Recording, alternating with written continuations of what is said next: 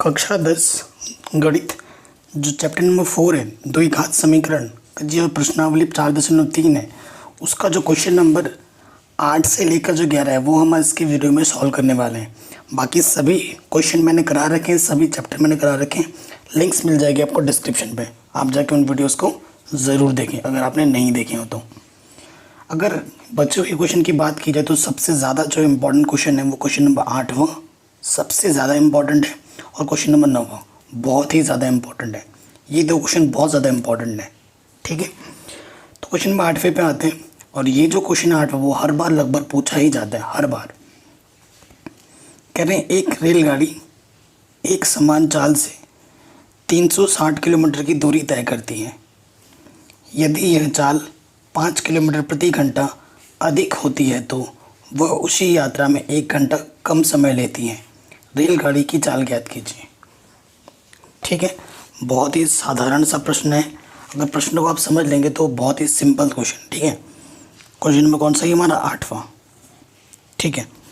सो हम मान लेते हैं, देखो ये हमारा कोई रास्ता है जिसके ऊपर से हमारी रेलगाड़ी चल रही है, ये हमारी रेलगाड़ी है, ठीक है। मान लेते हैं, माना रेलगाड़ी, ठीक है, थोड़ा माना रेलगाड़ी की चाल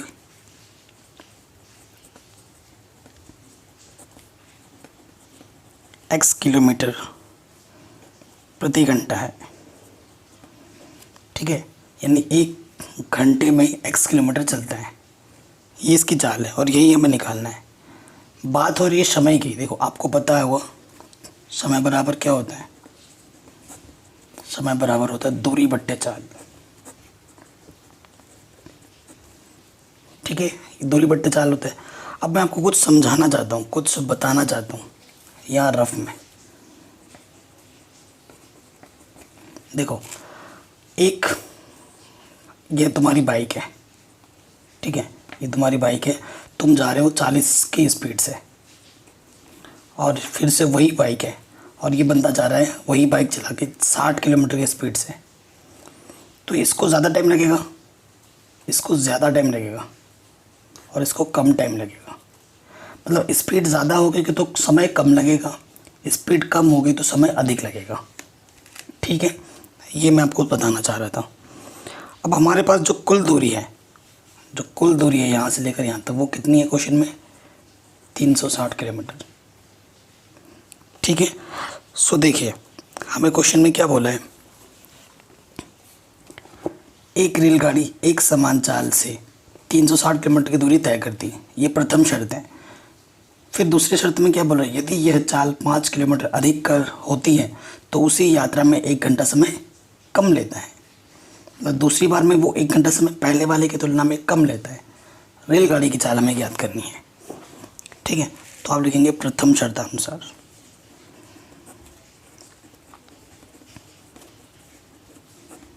प्रथम शर्तानुसार समय t1 लिख देते हैं। दूरी तो 360 ही है, एक समान चाल हमने क्या माना है x, ये प्रथम शर्तानुसार है। अब आ जाओ द्वितीय शर्तानुसार।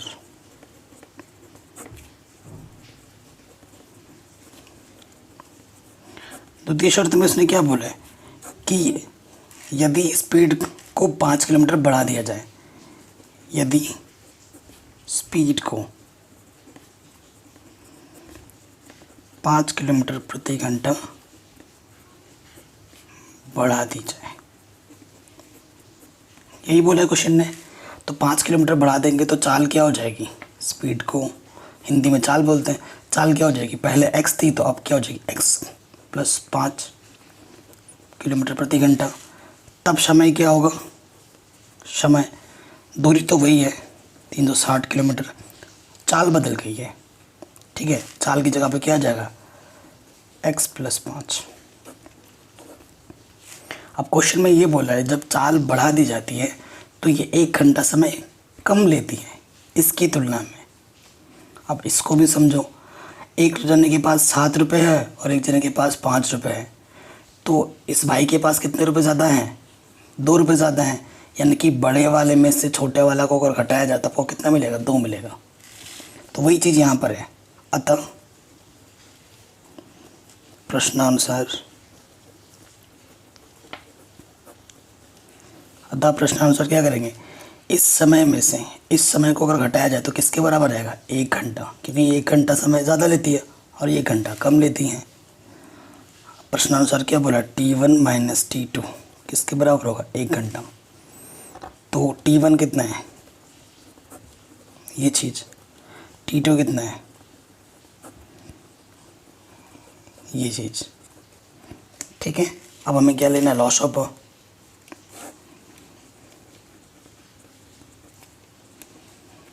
ऑफ लेंगे, इसकी गुणा इसके साथ करेंगे तो ये हो जाएगा, देखो 360 x प्लस गुणा कर देंगे 360, अभी बाद में गुणा करते हैं ना, गुणा 5 लिख दिया मैंने, और फिर इसकी गुणा इसके साथ करेंगे 360x हो जाएगा।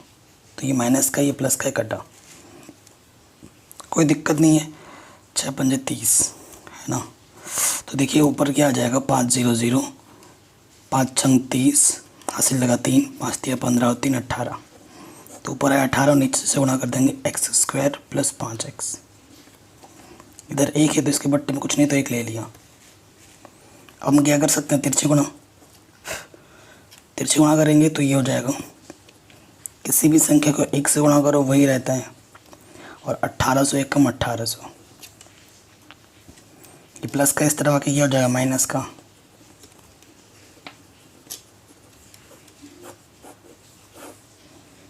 ठीक है।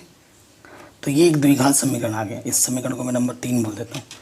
इस द्विघात समीकरण को हम हल करेंगे, हमें हमारा उत्तर मिल जाएगा आराम से, ठीक है। अब देखिए आगे क्या होगा, ये चीज़ है। अब अगर हम देखें इसको, आप किसी भी विधि से हल कर सकते हो, द्विघात समीकरण सूत्र लगाकर, है ना, गुणनखंड करके, पूर्ण वर्ग बनाने की विधि से, आपकी मर्जी है, या आपको जो मेथड अच्छा लगे वो आप यहाँ पर लगा सकते हो। तो देखेंगे यहाँ मैं लगाऊंगा द्विघात समीकरण, मतलब द्विघात सूत्र। यहाँ ए के स्थान पर कितना है, x² का गुणांक 1, बी के स्थान पर कितना है, x का गुणांक 5, और सी के स्थान पर कितना है, माइनस के 1800, ठीक है, ये चीज़ है, ओके। अब हम लिखेंगे, देखिए लिखेंगे यहाँ पर द्विघात सूत्र से। द्विघात सूत्र क्या होता है, x बराबर माइनस के B plus minus √b² minus के 4ac अपॉन 2a, है ना। अपॉन को हिंदी में बट्टा बोलते हैं। अब हम सारे मान रख देंगे,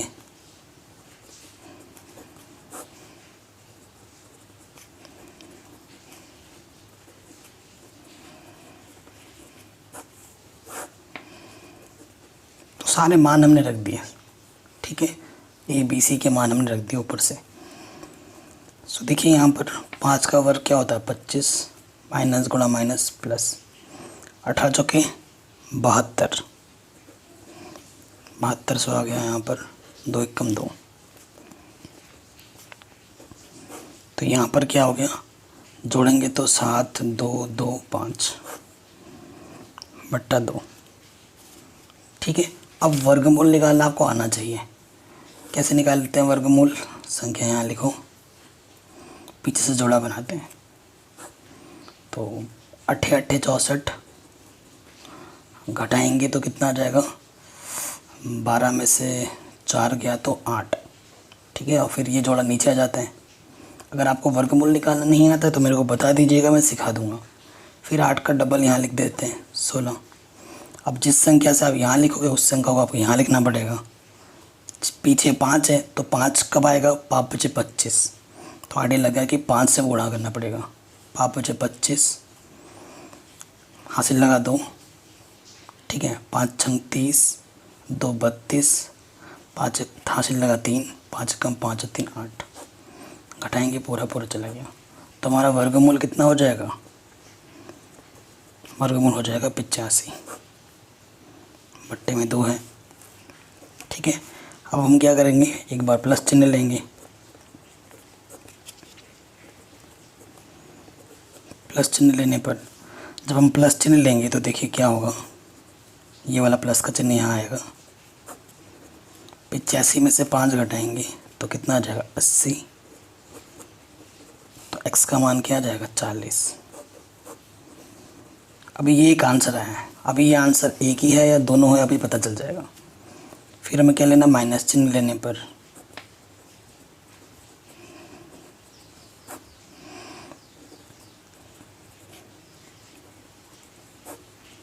ये माइनस का चिन्ह यहाँ ले लिया हमने, ठीक है।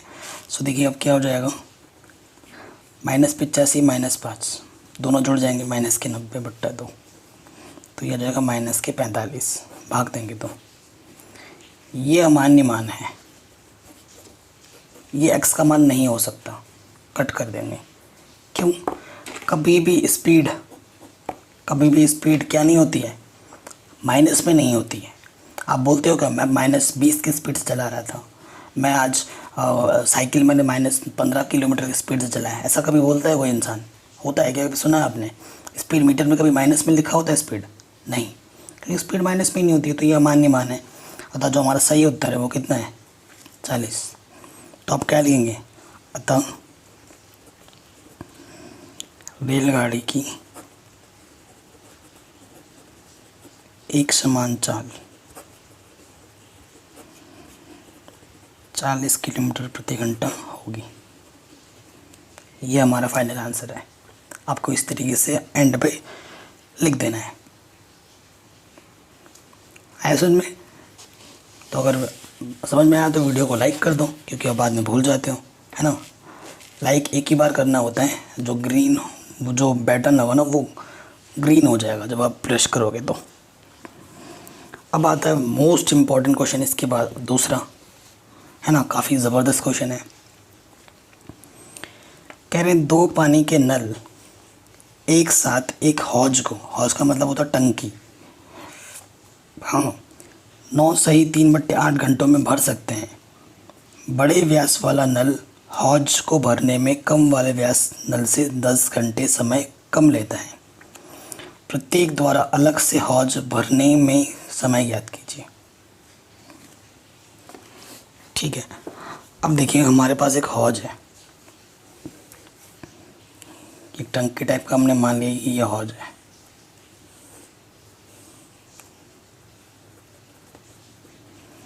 इसमें 2 पाइप लगी पड़ी हैं, 2 पाइप लगी पड़ी हैं, एक बड़ा मतलब एक पतला पाइप, एक मोटा पाइप लगा पड़ा है। ठीक है, हमसे क्या बोल रहे हैं, 2 पानी के नल एक साथ एक हौज को 9 से ही 3 घंटे में भर देता है। बड़ा व्यास, ये बड़ा व्यास वाला है, ये छोटा व्यास वाला है। कह रहे हैं बड़े व्यास वाला नल हौज को भरने में कम वाले नल से 10 घंटे समय कम लेता है। मतलब अगर इससे भरोगे ना सिर्फ, तो ये 10 घंटे समय कम लेगा, क्योंकि ये छोटा पाइप है, ये टाइम ज़्यादा लेगा और ये वाला टाइम कम लेगा, है कि नहीं, क्योंकि इसमें ज़्यादा मोटा पाइप है, फटाफट भर जाएगा। तो इसकी तुलना में ये वाला पाइप 10 घंटे समय कम लेता है। अगर दोनों को एक साथ चला के भरोगे तो 9 से ही 3/8 घंटे में भर जाता है। ये बोल रहा है क्वेश्चन, प्रत्येक द्वारा, इसके द्वारा भी और इसके द्वारा भी अलग अलग भरने में कितना टाइम लगेगा, वो हमसे पूछ रहा है क्वेश्चन। तो हल पे आ जाऊं, हम क्या मानेंगे, माना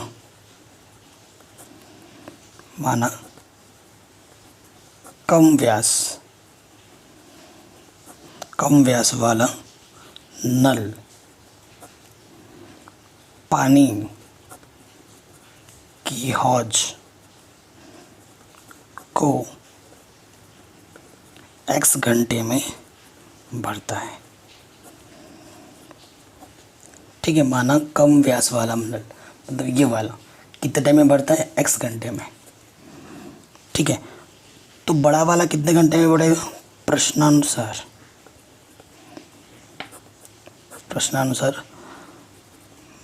बड़ा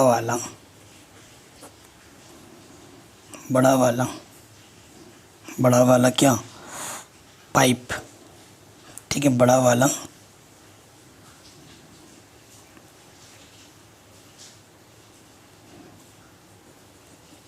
नल लिख देते हैं, बड़ा वाला नल कितने घंटे में बढ़ेगा, x - 10 घंटे में भरेगा, क्योंकि ये वाला इससे 10 घंटा समय कम लेता है, बड़ा वाला छोटे पर निर्भर है। ठीक है, इसलिए छोटे वाले को पहले माना और प्रश्नानुसार बड़ा वाला क्या हो गया, x माइनस 10 घंटा। कोई दिक्कत नहीं है।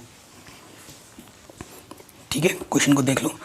और दोनों मिलके कितना, देखो कम ब्याज वाले नल से 10 घंटे समय कम लेता है ना, और ये वाला क्या है कि दोनों अगर मिलके भरें तो इतना टाइम लेता है। ठीक है, अब दोनों मिलके भरने के लिए देखते हैं। अब देखो, अब लिखेंगे इसलिए अगर छोटे वाले नल की बात की जाए, हमने माना है कि ये टोटल कितना टाइम में लेता है, x घंटे में भरता है, और ये टोटल x माइनस 10 घंटे में भरता है। तो अगर बात की जाए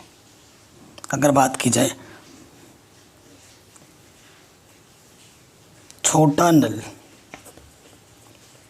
नल द्वारा हौज को प्रति घंटा भरने की जो दर होगी वो कितनी होगी, मतलब ये तो x घंटा पूरे अगर अकेलौता चल रहा है ना, ये अकेला चल रहा है तो x घंटे में भरता है। अगर 1 घंटे में बात करेंगे तो कितना भरेगा, 1 घंटे में कितना भरेगा, 1/x पार्ट, एक नल का x बाई पार्ट भर देगा 1 घंटे में। ठीक है, भाग। उसी तरीके से बड़ा नल हौज को प्रति घंटा भरने की जो दर होगी वो क्या होगी, 1 सही x माइनस 10 भाग। ठीक है, प्रश्नानुसार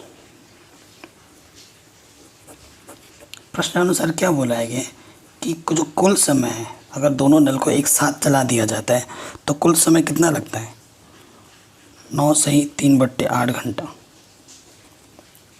ये बोला है। ठीक है, यही बोला है क्वेश्चन में। अब ये कुल समय लगता है अगर दोनों को एक साथ चला जाए, लेकिन प्रति घंटे की बात हो रही है। ठीक है, प्रति घंटे की बात हो रही है। तो देखिए, अतः इसको और इसको 1 घंटे के लिए, क्योंकि ये तो कुल टाइम की बात कर रहा है, तो 1 घंटे में कितना भरेगा उसकी बात करेंगे तो 1 के बट्टे में लिखा जाएगा। जैसे इसको 1 के बट्टे में लिखा, इसको भी 1 के बट्टे में लिखा, तो इसको भी 1 के बट्टे में लिखा जाएगा। तो ये हो जाएगा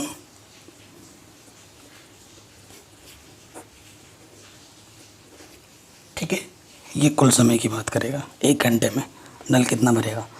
अब देखिए, थोड़ा यहाँ तो चलो हो जाएगा, पहले उस तरफ सॉल्व कर लेते हैं दाएं पक्ष में। 8 नम 72, 72 और 3 75/8, और ये बट्टे वाला 8 कहाँ जाता है, ऊपर। ठीक है, कैसे, क्योंकि आप पता है इसके बट्टे में कुछ नहीं तो 1 लिखोगे, इसकी गुणा इसके साथ होगी, इसलिए 8 1 8 ऊपर, और इसकी भागा इसकी गुणा इसके साथ, तो 75 1 75। तो यहाँ से क्या मिल जाएगा, 8/75। ठीक है, अब हमें लेना है लॉस ऑफ, तो इसकी गुणा इसके साथ। तो जब हम लॉस ऑफ इस तरीके से गुणा करके लिखते हैं तो इसकी गुणा इसके साथ होती है। किसी भी संख्या को गुणा करेंगे हम तो माइनस के 10 है, 1 से तो वही आ जाता है, और x से कम x, और इधर है 8/75। कोई दिक्कत नहीं है। ऊपर से देखो क्या आ गया हमें, x और x 2x माइनस के 10/x² माइनस के 10x। ठीक है, ऊपर से देखो भाई हमारे पास क्या कॉमन है, 2 उभयनिष्ठ है, 2 बाहर आ गया, 2 पंजे 10।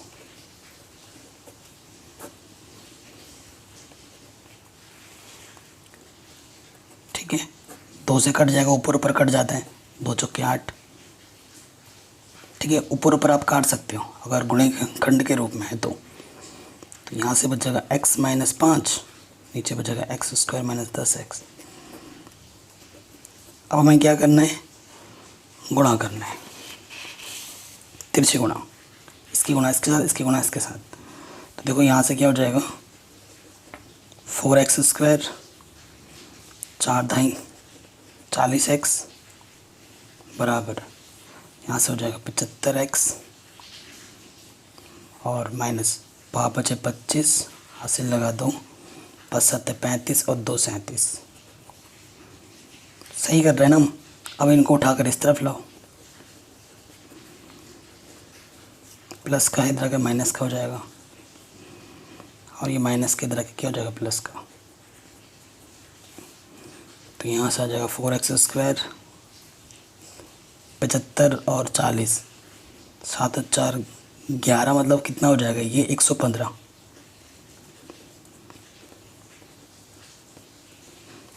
ठीक है, ये आ रहा है हमारे पास समीकरण। तो ये सही है, समीकरण है हमारे पास। ठीक है, तो ये हमारे पास समीकरण आ गया। ओके, तो ये देखो गुणनखंड से अगर करने जाओगे तो बहुत लंबा चौड़ा पड़ जाएगा, है ना, बहुत लंबा चौड़ा पड़ जाएगा। अब देखिए ये चीज़ आ गई, द्विघात समीकरण बन गया। इसे कुछ समीकरण नाम लिख देते हैं, ए बोल देते हैं। ठीक है, हमेशा अगर आपको वर्गमूल निकालना आता है तो हमेशा अगर कोई मेथड ना बोला जाए तो आप द्विघात सूत्र का प्रयोग करना आराम से हो जाएगा। गुणनखंड में भी हो जाता है लेकिन उसमें थोड़ा दिमाग और लगाना पड़ता है। देखो यहाँ ए के स्थान पर क्या है, 4x² का गुणांक, बी के स्थान पर कितना है, माइनस के 115 और सी के स्थान पर है 375। द्विघात सूत्र से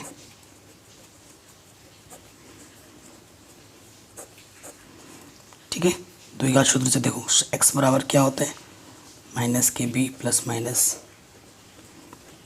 b² माइनस 4ac बट्टा 2 है। कोई दिक्कत नहीं है। अब देखिए यहाँ से b के स्थान पर क्या है, माइनस के 115 प्लस माइनस के 115 का वर्ग माइनस 4, ए कितना है हमारे पास 4, सी कितना है 375 बट्टे 2, ए कितना है 4। तो माइनस गुणा माइनस कितना होता है, प्लस। 115 का वर्ग का मतलब 115 को 115 से जब गुणा करोगे ना, देखो गुणा करना तो आपको आता ही होगा ना, वो तो मैं आपको सिखा नहीं सकता। तो जब 115 को 115 से गुणा करोगे तो आपको ये चीज़ मिलेगी। मैंने कैलकुलेशन पहले से ही कर रखा है। 4 चौको 16, 16 को 375 से जब आप गुणा करोगे तो आपको ये मिलेगा 6000 और यहाँ आ जाएगा 4 दूनी 8। ठीक है, कोई दिक्कत नहीं है। अब यहाँ से देखिए 1325 में से 6000 माइनस करोगे ना तो 7225 आएगा। और अभी इसका थोड़ी देर पहले ही हमने इसका क्या निकाला था, वर्गमूल। याद आ रहा है कितना आया था, 85 आया था। आया था कि नहीं आया था, अभी हमने किया थोड़ी देर पहले। तो अब यहाँ लिख दोगे प्लस चिन्ह लेने पर, प्लस चिन्ह जब लोगे तो x की वैल्यू हो जाएगी 115 बट्टे 8, प्लस चिन्ह लेना है ना। तो 115 में जब 85 जोड़ेंगे तो ये हो जाएगा 200 बट्टे 8, 8 से भाग दो, 8 दूनी 16, 40 हो गया, 8 पंच 40। तो x की वैल्यू कितनी है 25। फिर लो माइनस चिन्ह लेने पर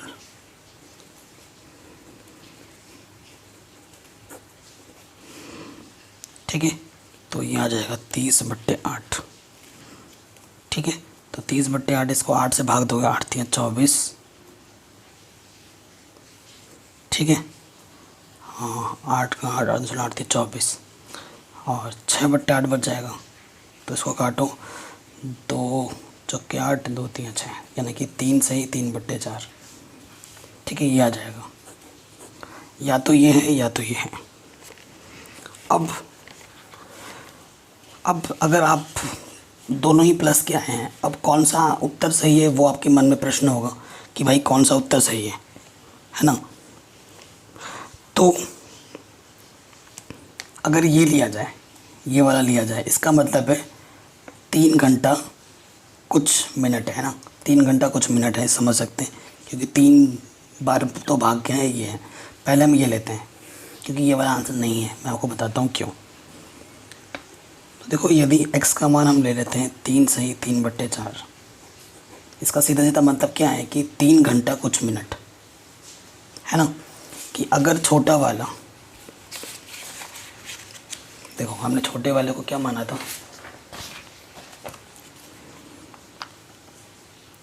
x घंटे माना था, तो चलो छोटा वाला अगर मान भी लेते हैं कि इतना आया है 3 घंटा कुछ मिनट, तो बड़ा वाला कितने लेता है x - 10।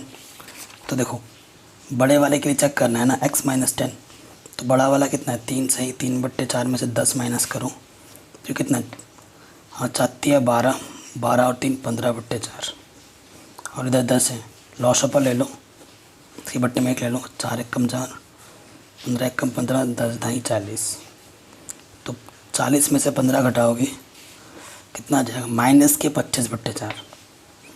तो स्पीड कभी माइनस में होती है, नहीं होती है। तो देखो जब हमने x का मान ये लिया भी, तो ये माइनस में आ रहा है, जो कि असंभव है, तो ये वाला मान क्या हो जाएगा, अमान्य। ठीक है, ये वाला मान क्या हो जाएगा, अमान्य। अगर ये गलत है तो ये सही होगा, यानी कि छोटा वाला कितना टाइम में ले रहा है, छोटा वाला भर रहा है 25 घंटे में, ज़्यादा टाइम लेगा ना छोटा वाला पाइप, 25 घंटा। ठीक है, और बड़ा वाला क्या लेगा, बड़ा वाला नल कितने टाइम भरेगा, x - 10 घंटे में, तो x हमारा 25 है -10, यानी कि बड़ा वाला भरेगा 15 घंटे में। ये हमारा आंसर आ जाएगा। ठीक है, क्वेश्चन आया समझ में आपको, इस तरीके से करना था हमें इन प्रॉब्लम को, आराम से हो गया। चलिए नेक्स्ट क्वेश्चन पे आते हैं। Question number 10। हालांकि ये सारे क्वेश्चन इंपॉर्टेंट है, कोई सा भी आएगा तो वो बड़े नंबर में आएगा, है ना, बड़े नंबर में जो प्रश्न आते हैं उनमें आएगा। क्वेश्चन नंबर 8वें की तरह ही क्वेश्चन नंबर 10वां है, बिल्कुल, बस शब्द जो अंक थे वो बदल दिया गया, बाकी प्रश्न लगभग वही है। कह रहे मैसूर और बेंगलोर के बीच की जो दूरी है वो कितनी है, 132 किलोमीटर। यात्रा करने में एक एक्सप्रेस रेलगाड़ी सवारी गाड़ी से 1 घंटा समय कम लेती। ठीक है, यदि एक्सप्रेस रेलगाड़ी की औसत चाल सवारी गाड़ी की औसत चाल से 11 किलोमीटर अधिक हो तो दोनों रेलगाड़ियों की औसत चाल ज्ञात कीजिए। ठीक है, बहुत ही सरल सा क्वेश्चन है, थोड़ा सा घुमा दिया गया है 8वें से। क्वेश्चन नंबर कौन सा है हमारे पास, 10वां। ठीक है, ये हमारे पास एक दूरी है, यहाँ पर मैसूर है, मैसूर से शुरू करते हैं और बेंगलोर तक जाते हैं। इनके बीच की दूरी कितनी है, 132 किलोमीटर। यहाँ तक हमें यात्रा करनी है। ठीक है, तो क्वेश्चन में क्या बोला है, क्वेश्चन को ढंग से पढ़ना बहुत ज़रूरी है। यहाँ से क्या बोला है, एक एक्सप्रेस रेलगाड़ी सवारी गाड़ी से 1 घंटे समय कम लेती है, 1 घंटे समय कम लेती है।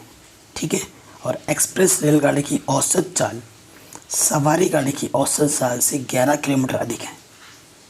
मतलब एक्सप्रेस रेलगाड़ी की स्पीड ज़्यादा है और सवारी गाड़ी की स्पीड कम है, और एक्सप्रेस रेलगाड़ी की औसत चाल सवारी गाड़ी पर निर्भर है। तो हमें किसको मानना पड़ेगा, पहले सवारी गाड़ी को।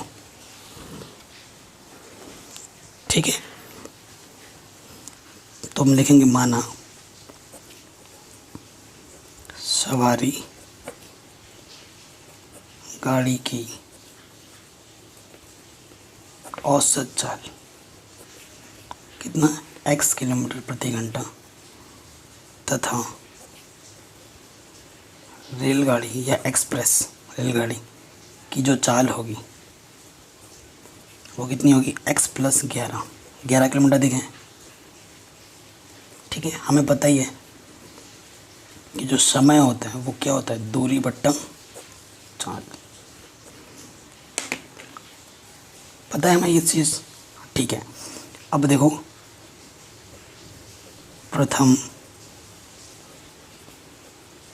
शर्तानुसार। प्रथम शर्त में किसकी बात कर रहे हैं? सवारी गाड़ी। सवारी गाड़ी के लिए समय t1, समय बराबर क्या? दूरी बट्टे चाल, दूरी तो वही है 132 और चाल कितनी है? x है, ठीक है। और फिर द्वितीय शर्त अनुसार, द्वितीय शर्त में किस में लिखेंगे? रेलगाड़ी के लिए।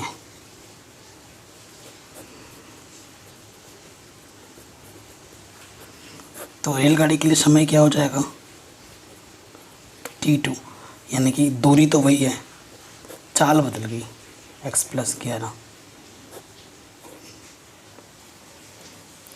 ठीक है। प्रश्नानुसार,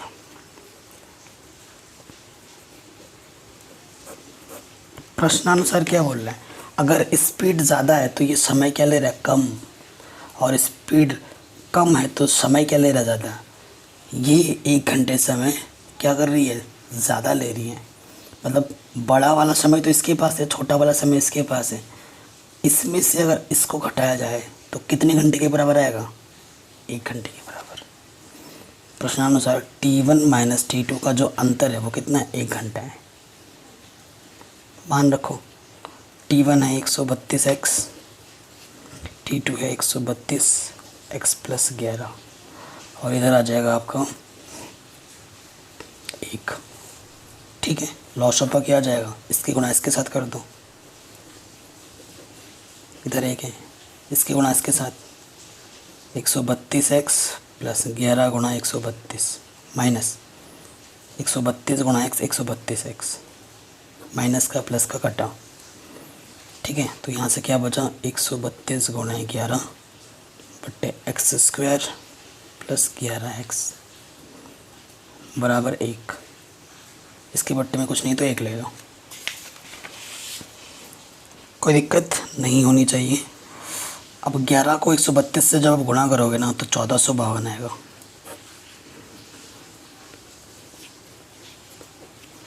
अब क्या करोगे? 3 से गुणा, किसी भी संख्या को 1 से गुणा करते हैं तो वही आता है, और 1452 1 1452, ठीक। और ये प्लस का है, इस तरफ आके क्या होगा? माइनस का।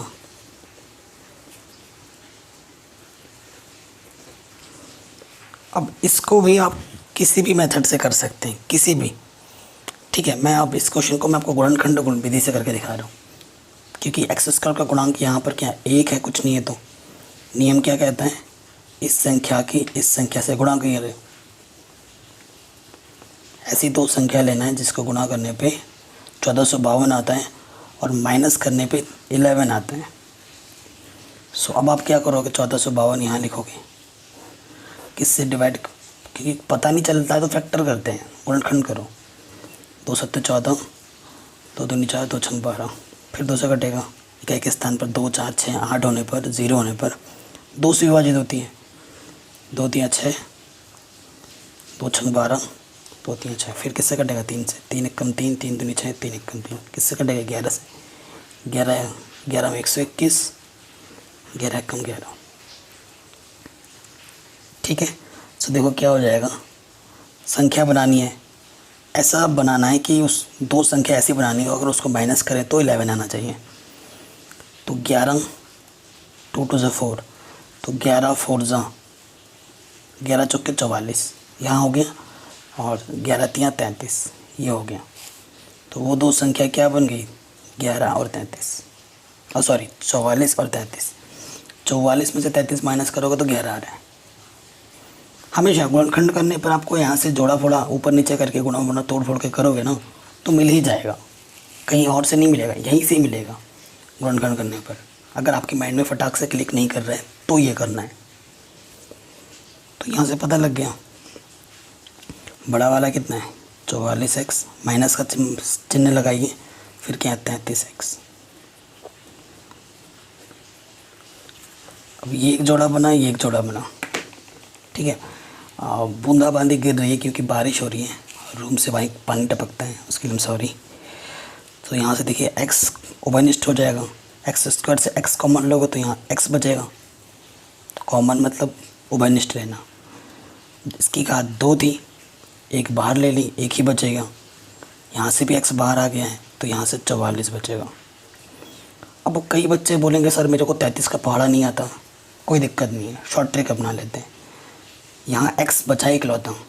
मज़े की बात यह होती है कि यहाँ पे जो आया है ना गुणनखंड, यहाँ पर भी वही आता है अगर आपने सही किया है तो। अगर आपका x यहाँ अंतर बच रहा है तो यहाँ पर भी x ही बचेगा। तो x बचाने के लिए आपको कॉमन कितना लेना पड़ेगा, 33 कॉमन लो और जो यहाँ लिखा है ना बिना सोचे समझे यहाँ लिख दो।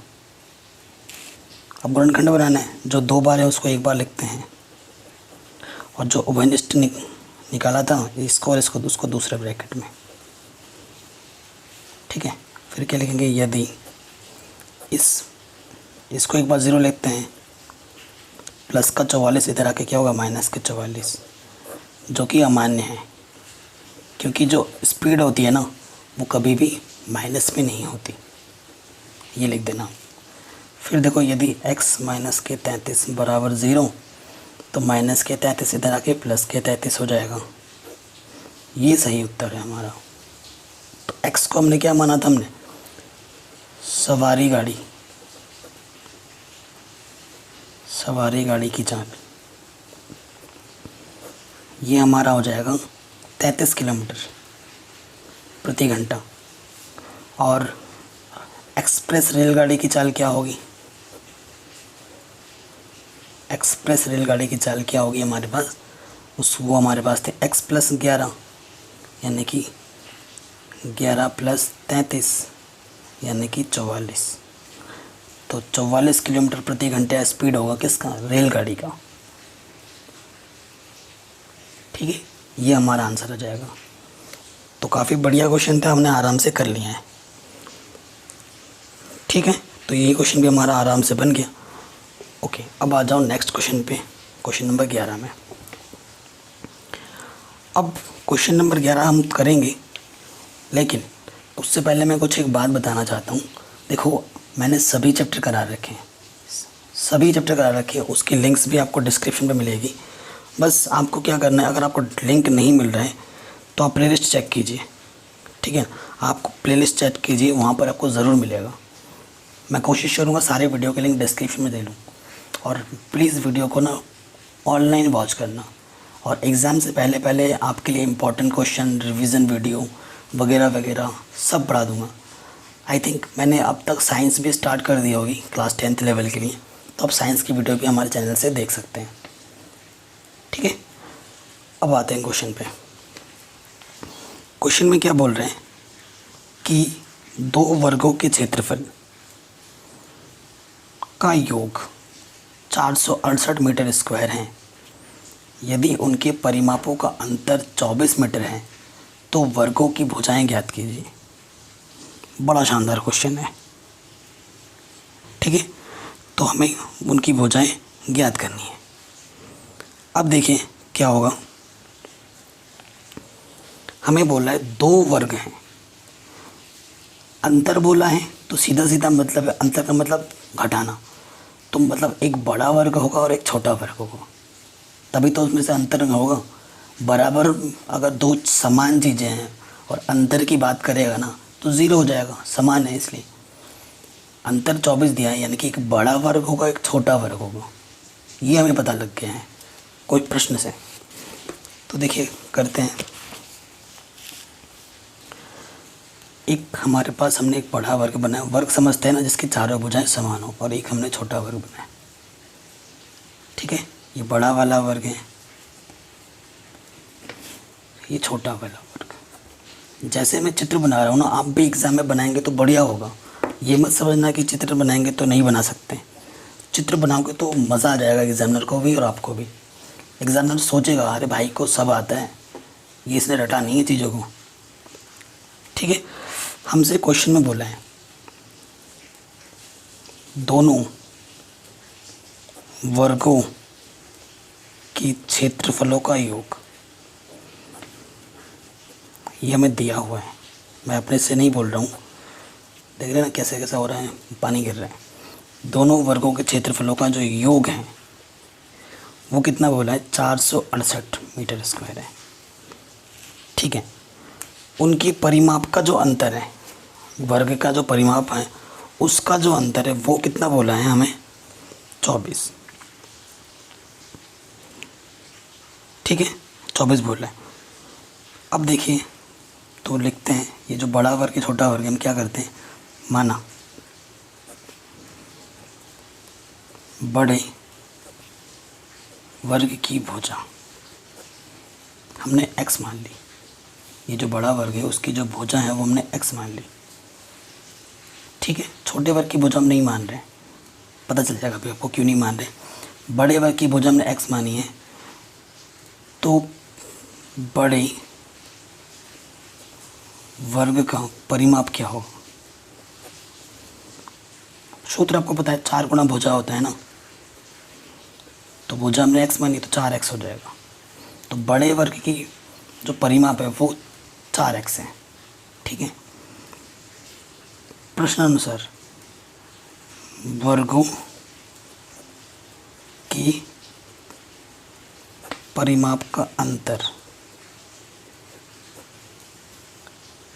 कितना दे रखा है, 24, यानी कि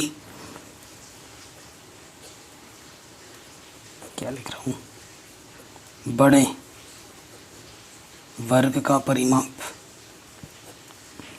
माइनस छोटे वर्ग का परिमाप किसके बराबर होगा, 24 के बराबर होगा। बड़े वर्ग का परिमाप कितना है, 4x। ठीक है, ये माइनस है, 4x माइनस छोटे वर्ग का परिमाप क्या होगा, 4 गुणा छोटे वर्ग की भुजा, यही सूत्र होता है। छोटे वर्ग का परिमाप 4 गुणा छोटे वर्ग की भुजा 24। अब ये माइनस के उधर जाके क्या हो जाएगा, प्लस का, और ये प्लस के इधर आके क्या हो जाएगा, माइनस का। समझ में आ रहा है कि नहीं। बड़े वर्ग का परिमाप 4x है, छोटे वर्ग, ठीक है, तो 4 ये उधर जाके ये प्लस का था, इधर आके माइनस का हो गया, ये माइनस का उधर आके प्लस का हो जाएगा। 4 गुणा छोटे वर्ग की भुजा, तो यहाँ से देखिए क्या है, 4 उपनिष्ठ हैं, 4 संग 24, 4 छोटे वर्ग की भुजा। ठीक है, तो इधर भी 4 है, इधर भी 4 है, कट जाएगा, भाग में आ जाएगा ना, क्योंकि गुणे में इधर आके बट्टी में आ जाएगा। तो छोटे वर्ग की भुजा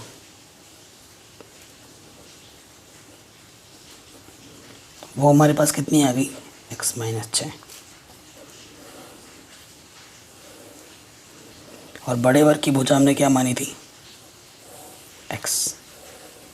कोई दिक्कत है यहाँ तक, बड़े वर्ग की भुजा भी पता चल गई, छोटे वर्ग की भुजा भी पता चल गई, और ये दोनों हमें निकालने भी हैं। ठीक है, यहाँ तक तो हो गया, आगे बढ़ते हैं। अब बड़े वर्ग का क्षेत्रफल निकालते हैं। वर्ग का क्षेत्रफल आपको पता ही है क्या होता है, भुजा गुणे भुजा। तो बड़े वर्ग की भुजा हमारे पास क्या थी, x, तो x गुणा x यानी कि x स्क्वायर। ठीक है, अब आते हैं छोटे वर्ग का क्षेत्रफल, वो भी होता है भुजा गुणे भुजा, क्योंकि वो भी तो वर्ग है ना। छोटा वर्ग, छोटे वर्ग की भुजा क्या है, x माइनस 6,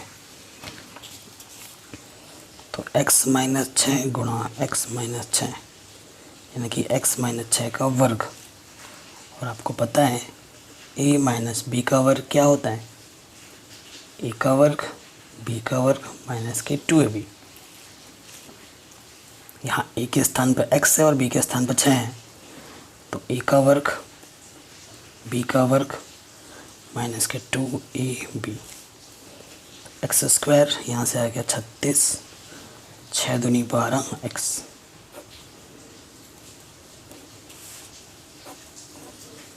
ठीक है, प्रश्न में क्या बोला है,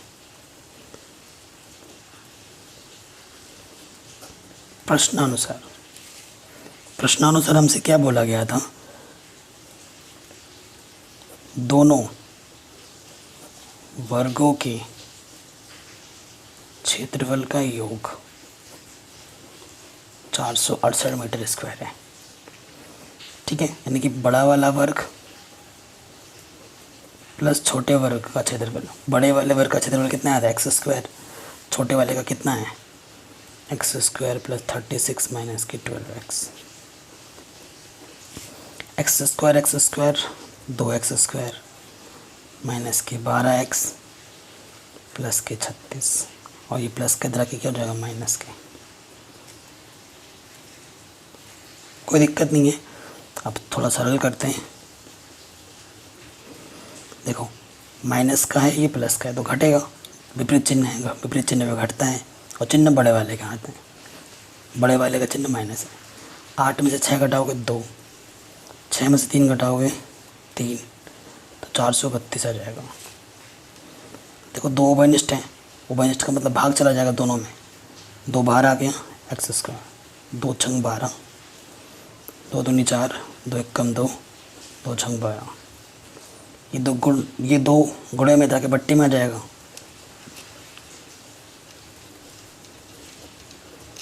किसी के ज़ीरो के बट्टे में कुछ भी हो वो ज़ीरो ही होता है।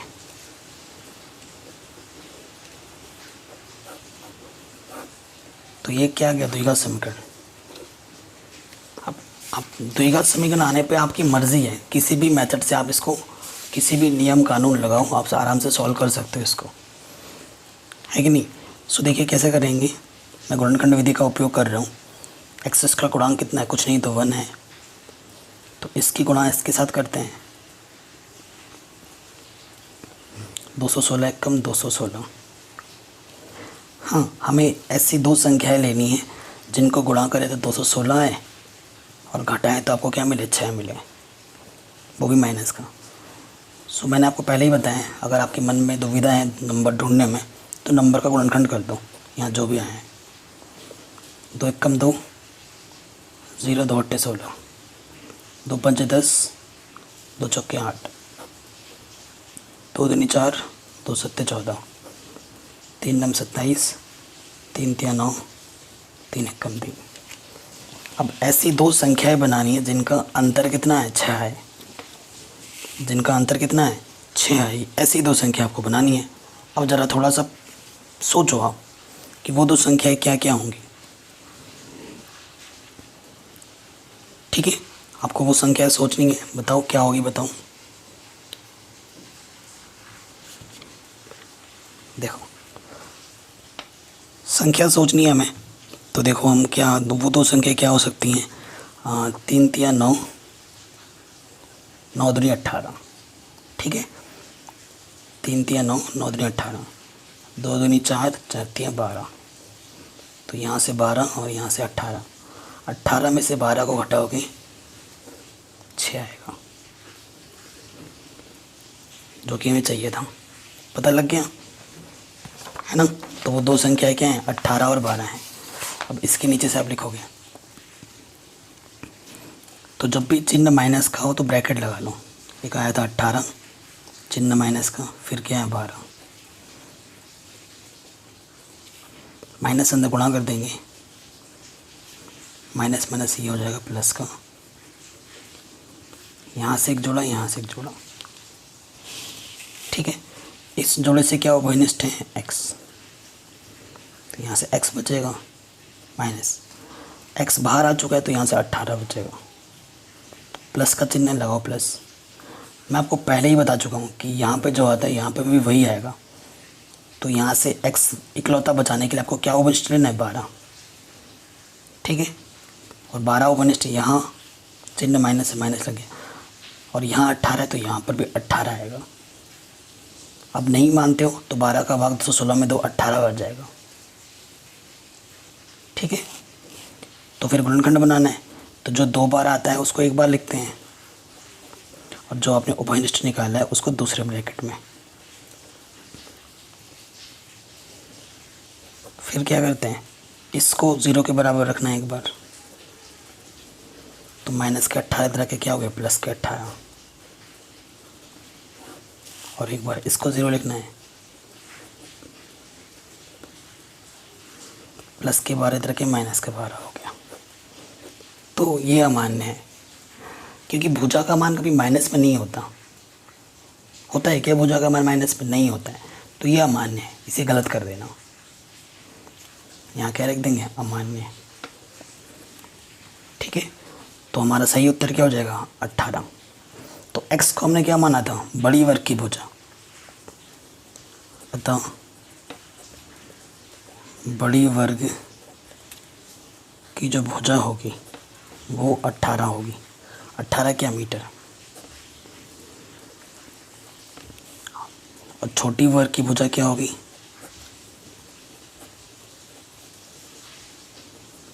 वो हमारे पास क्या था? x माइनस 6 आया था। हाँ, बड़ी वर्ग की भुजा x थी और छोटी वर्ग की भुजा क्या थी? x minus 6। तो x माइनस 6 यहाँ लिखते हैं। x का मान है 18 माइनस 6 यानी कि 12 मीटर। आंसर। तो ये जो प्रश्नावली 4.3 वो ख़त्म हो चुकी है। यहाँ 4.4 भी मैंने पहले ही करा रखा है, उसकी लिंक्स आपको मिल जाएगी डिस्क्रिप्शन पे। ठीक है, आप जाके देख सकते हैं, सीख सकते हैं। वीडियो अच्छी लगी तो प्लीज़ लाइक शेयर सब्सक्राइब ज़रूर करें, चैनल पे नए हो तो। जय हिंद।